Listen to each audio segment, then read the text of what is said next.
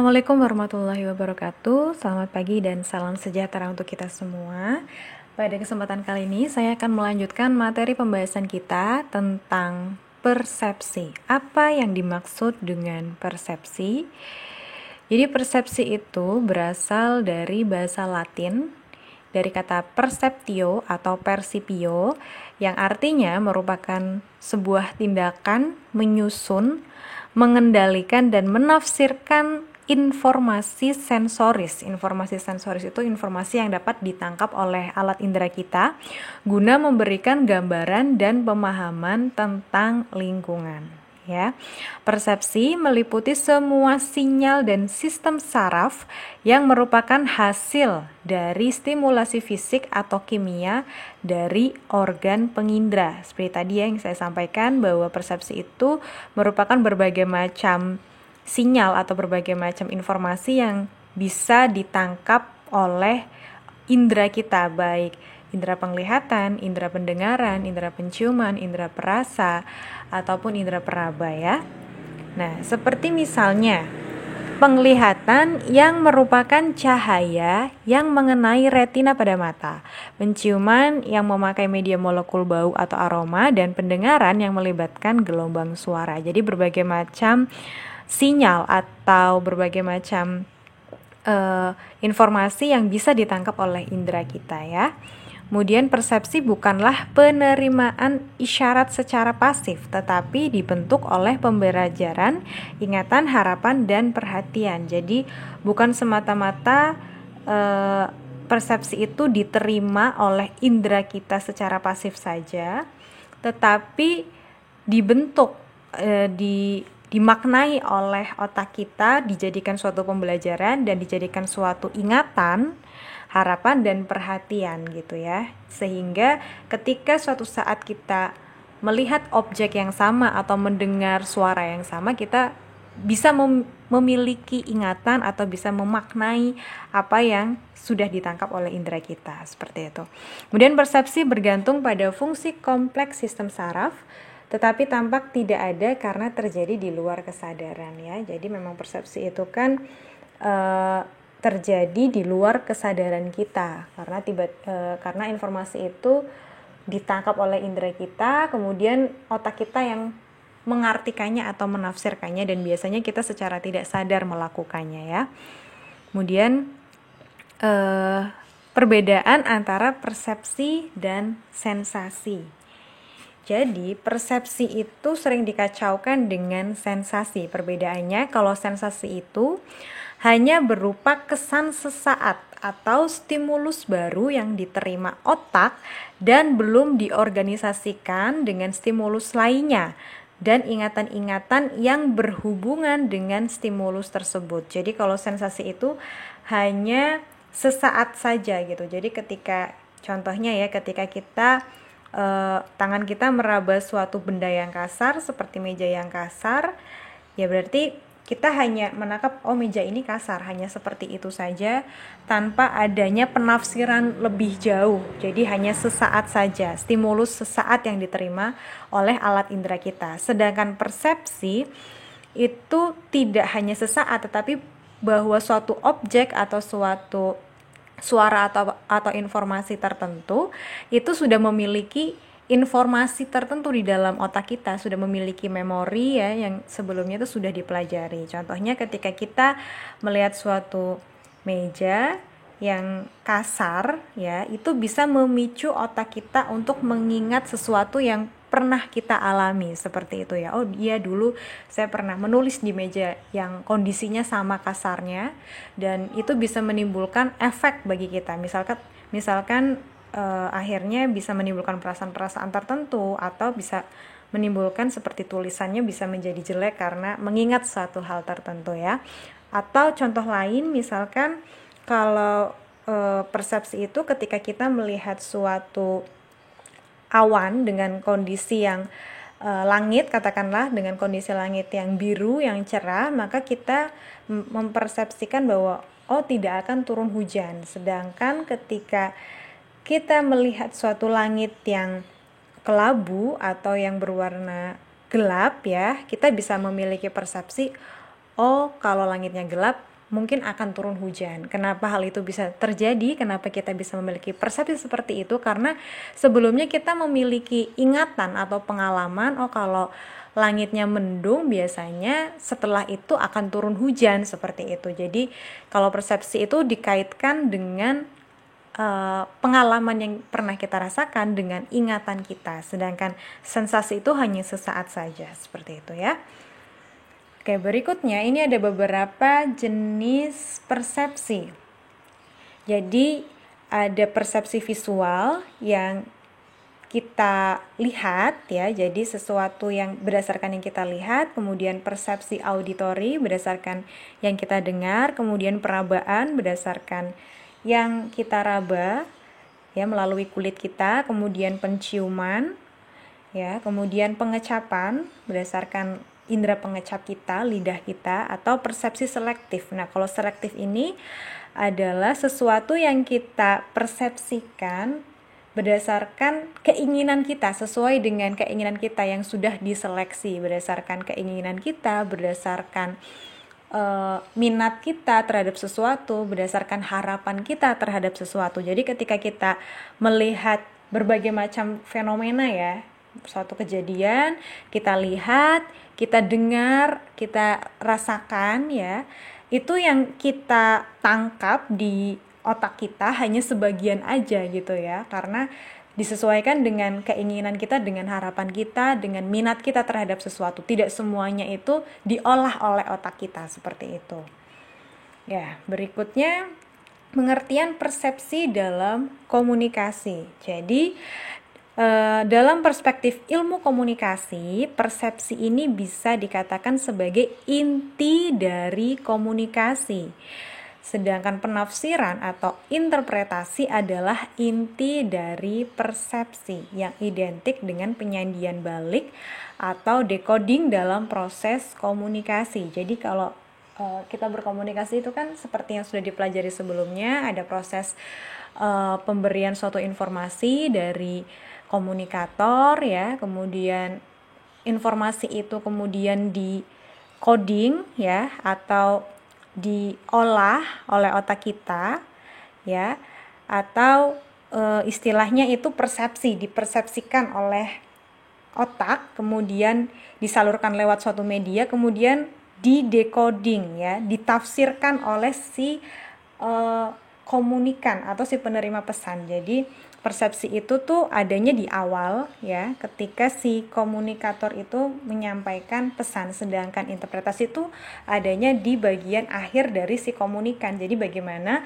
si komunikan itu menafsirkan pesan yang sudah diberikan oleh komunikator, seperti itu ya.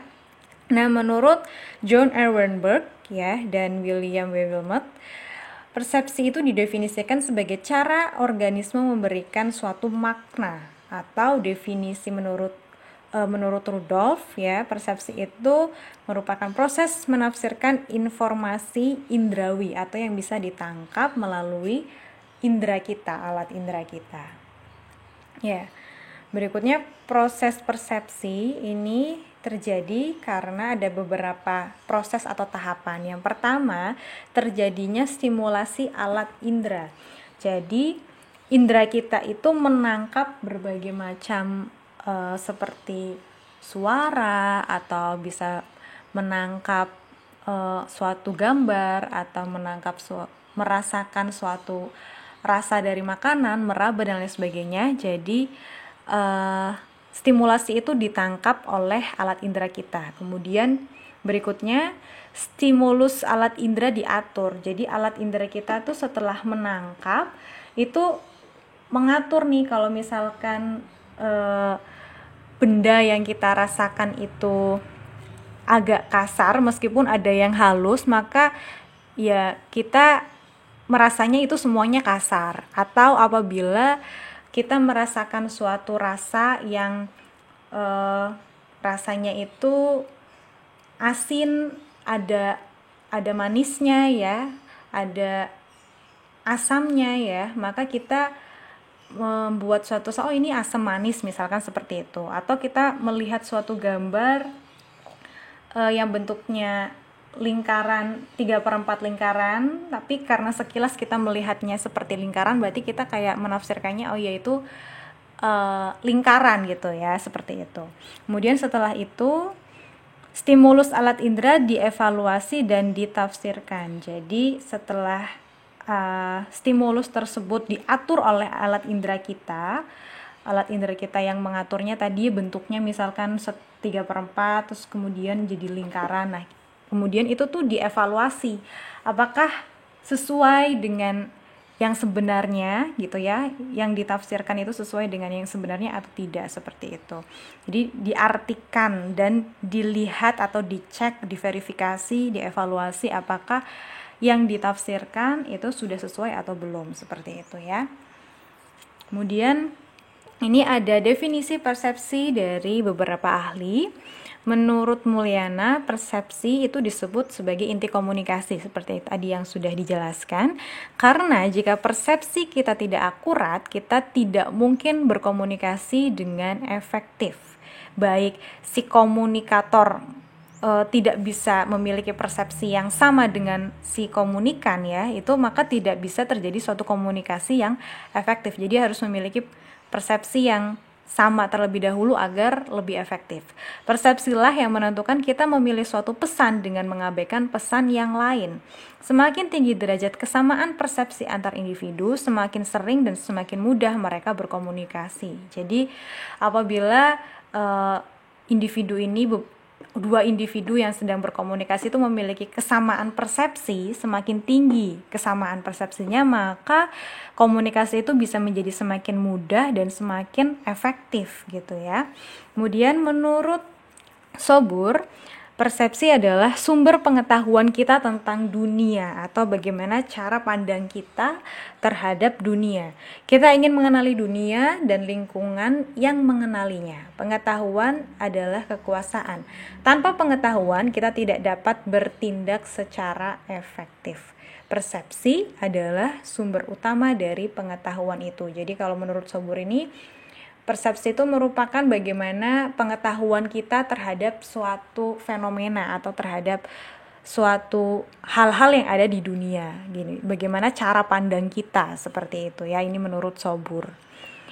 Ya, berikutnya ini ada proses persepsi menurut Parik ya, bahwa persepsi itu dimulai dari proses penerimaan rangsangan tadi ya. Jadi alat indera kita menerima rangsangan berupa suara, berupa cahaya, berupa gambar, bisa berupa aroma, wangi-wangian, bisa berupa rasa dan lain sebagainya. Kemudian rangsangan itu tuh diseleksi ya, diseleksi. Jadi yang diterima oleh alat indera itu kan banyak sekali, tapi diseleksi oleh otak kita gitu ya. Yang mana yang akan ditangkap, kemudian yang nantinya akan diolah menjadi suatu pesan untuk diartikan atau ditafsirkan, seperti itu. Kemudian setelah diseleksi, diorganisasikan atau dikelompok-kelompokkan gitu ya. Rangsangan-rangsangan tersebut dikelompok-kelompokkan. Kemudian barulah ditafsirkan sesuai dengan pastinya pengetahuan dari masing-masing individu, dari memori yang dimiliki sebelumnya, pengalaman-pengalaman sebelumnya gitu ya. Kemudian barulah dicek atau dievaluasi apakah apa yang sudah ditafsirkan itu sudah sesuai atau belum gitu ya dengan kenyataannya. Kemudian baru dilakukan suatu reaksi atau tindakan seperti itu. Contohnya apabila kita melihat langit yang kelabu, langit yang mendung ya, mata kita menerima rangsangan bahwa kita melihat langit yang mendung ya. Kemudian kita menyeleksi rangsangan meskipun ada beberapa juga yang tidak seutuhnya mendung gitu ya, tidak ada tanda-tanda seperti petir dan lain sebagainya gitu ya. Kemudian kita mengelompokkan informasi yang kita dapatkan ya, dari mulai langit yang mendung, tidak ada petir gitu ya, atau sebenarnya masih ada kok, mataharinya masih kelihatan gitu ya. Kemudian kita menafsirkan, oh mungkin aja kalau langit yang mendung bisa jadi mau hujan, seperti itu. Kemudian kita verifikasi, kita mungkin bisa melihat ramalan cuaca, apakah memang hari ini akan turun hujan atau tidak lah. Terus kita mengambil suatu tindakan reaksi. Oh, kalau mau turun hujan berarti saya harus mempersiapkan untuk membawa jas hujan atau membawa payung, seperti itu ya. Ya, berikutnya ini ada persepsi manusia. Itu dibagi menjadi 2. Jadi berdasarkan objek atau lingkungan fisik, juga bisa berdasarkan manusia atau lingkungan sosial. Jadi kalau yang berdasarkan lingkungan fisik itu bisa didapatkan melalui lambang-lambang fisik, ya, seperti lambang-lambang fisik seperti benda-benda yang ada di sekeliling kita gitu ya. Itu bisa diartikan, bisa dibuat suatu persepsi atau ya seperti tadi ya, matahari atau cuaca ya, benda-benda fisik yang ada di antariksa itu juga bisa dibuat suatu lambang-lambang fisik. Kemudian lebih mudah diramalkan. Kalau lingkungan fisik tuh ciri-cirinya lebih mudah diramalkan. Seperti tadi kalau mendung berarti mungkin akan turun hujan gitu ya. Kemudian menanggapi sifat-sifat luar. Objek tidak bereaksi. Jadi kalau lingkungan fisik itu kan tidak memberikan reaksi. Kalau misalkan meja ya, kita raba, meja itu tidak bereaksi apapun gitu ya. Atau objek itu juga bersifat statis, objeknya itu bersifat tetap ya. Sedangkan kalau manusia itu lambang-lambangnya bisa berupa verbal maupun non-verbal, bisa berupa kata-kata secara langsung atau berupa simbol-simbol seperti gerakan, seperti gesture ya, ekspresi dan lain sebagainya. Kemudian kalau manusia itu lebih aktif dan sulit untuk diramalkan ya. Kemudian manusia itu bisa menanggapi sifat-sifat luar dan dalam ya, bisa berupa perasaan, motif, harapan dan sebagainya. Kemudian manusia itu bisa bereaksi apabila disentuh, mungkin dia bisa menolak ya. Kemudian manusia bersifat dinamis, berubah setiap saat ya. Dan manusia dapat berubah dari waktu ke waktu lebih cepat daripada persepsi terhadap objek ya. Oke, berikutnya yaitu ada komponen dalam persepsi. Jadi komponen dalam persepsi yang pertama adalah proses seleksi, yaitu menyaring atau menyeleksi yang dilakukan oleh alat indera kita terhadap rangsangan dari luar. Intensitas dan jenisnya dapat banyak atau sedikit. Jadi kita bisa dengan alat indera kita bisa menyeleksi apa yang ingin kita tafsirkan. Misalkan kita melihat benda itu banyak sekali, tapi yang mungkin akan kita tafsirkan adalah suatu benda yang sangat menonjol gitu ya, yang benar-benar itu mencuri perhatian kita gitu ya. Makanya kita pilih, kita seleksi, oh benda itu yang akan kita tafsirkan gitu.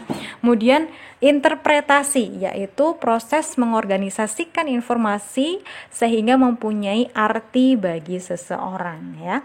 Kemudian interpretasi dan persepsi kemudian diterjemahkan dalam bentuk tingkah laku atau sebuah reaksi atau tindakan, seperti itu ya.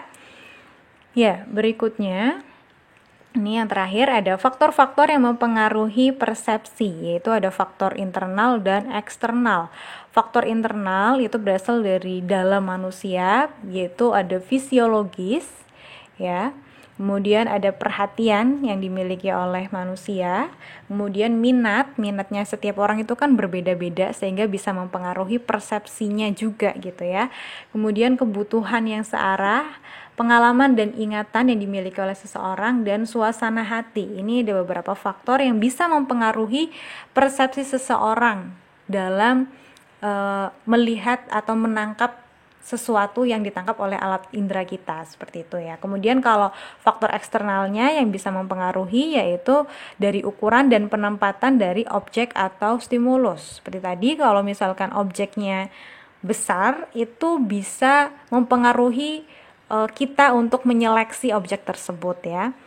Kemudian warna dari objek-objek ya, kalau warnanya sangat mencolok gitu ya, itu juga bisa mempengaruhi persepsi kita. Misalkan warna merah, oh berarti berani, seperti itu ya misalkan. Kemudian keunikan dan kekontrasan stimulus, intensitas dan kekuatan dari stimulus.